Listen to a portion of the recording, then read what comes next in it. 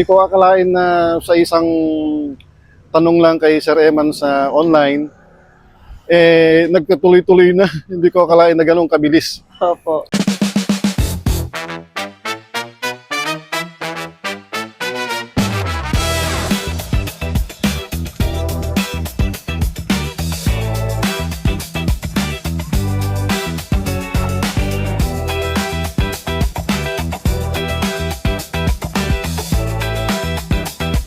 Yun guys, katatas lang ng release namin.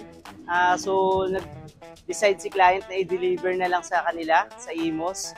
So yun, samahan nyo ako, deliver natin kay client.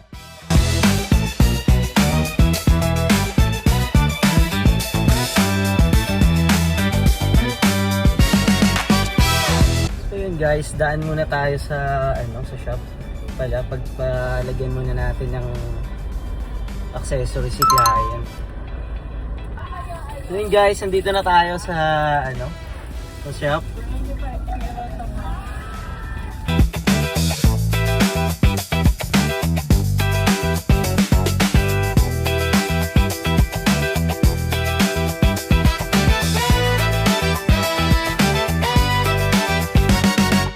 Time check guys, 5:55.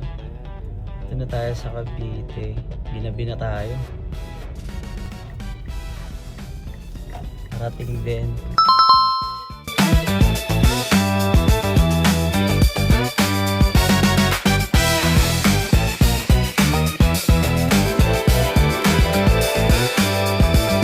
Guys, dumating na tayo dito sa Imos.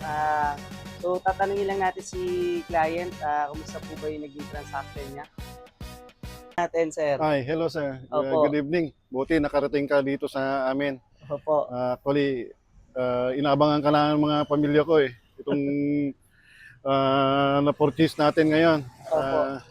Ako ang palasikan, Engineer Ronald Bravo, isang contractor dito sa Pilipinas.